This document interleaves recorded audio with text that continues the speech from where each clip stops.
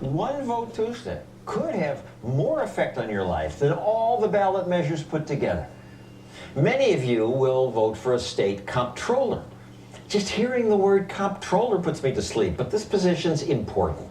Trillions are at stake. Your retirement's at stake. Why are we not in the budget? You are. This woman's angry because her husband worked for the city of Pritchard, Alabama for 32 years. He held up his end of the bargain, but the city hasn't sent him a pension check. The city council says we don't have the money. In 2003, an accountant warned the town you will run out of money by 2009. The politicians then did nothing, as they admit today. Nothing never changed. Nothing never was accomplished. The town went broke. It's happened in a bunch of towns, and it's about to happen in whole states. Here are some of the states that are in the worst shape. You ever work for one of these states? Think you'll get your full pension from them? Dream on. All those states promised workers gazillions of dollars in pensions, but they don't have the money, and they aren't close to getting the money. Eventually, most will have to tell retirees, too bad, we don't have your retirement money. Illinois owes retirees $200 billion that it doesn't have. So I wanted to ask Illinois Comptroller, the woman responsible for making sure budget promises will be kept, how can you be so irresponsible?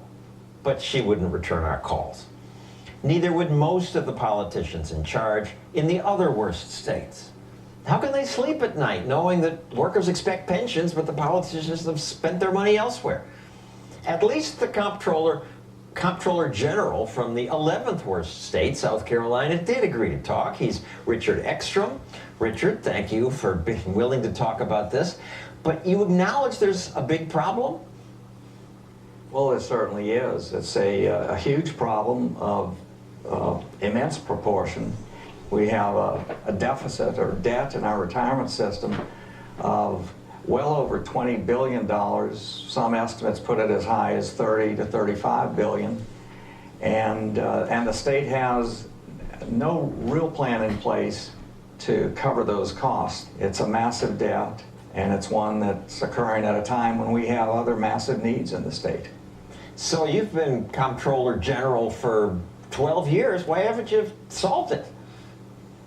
Well, I can't solve it single-handedly. I've certainly sounded the alarm. Our state has to depend on legal action taken by our General Assembly to solve anything.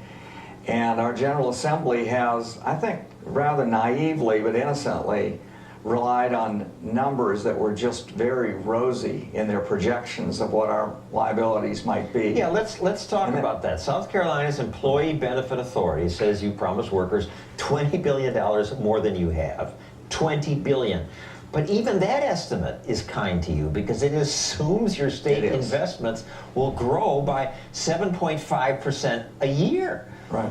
Are you making that on your money? No, certainly not. I project that liability is probably closer to $31, $32 billion. But that assumes you'll make 5% a year. I'm not making 5% of my money. It does. No, and I don't make 5% on any investment. So how can you make these assumptions with pension money? And it's not just your state, all the states do this. It's very irresponsible to do that and to continue to do it, and the General Assembly was very reluctant to lower that rate because lowering that rate, that assumed rate of return, that admits to the public that you don't have the money. Then you'd be $100 billion in debt. Our state has continued to hold on to this hope 7%, 8%. I'm making maybe 1%. The most we could find from a bank interest rate around New York was 1%.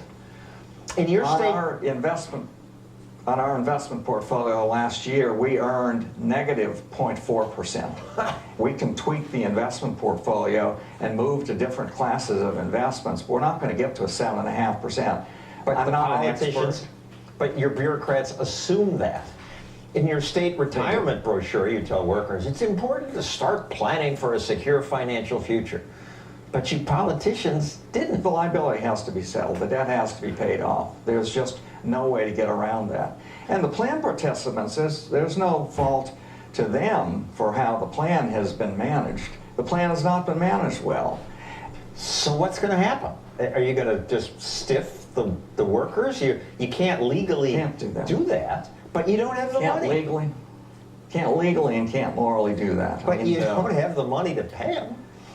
You can't. We're a You can tobacco raise growing taxes state. so everybody leaves South Carolina. Probably still wouldn't pay for it. You know, there are some people that say we're a tobacco state, so we ought to be issuing state employees or plant participants free cigarettes, as many as they can consume, as fast as they can consume them. I don't think that's a very compassionate idea, and it's not one that I support.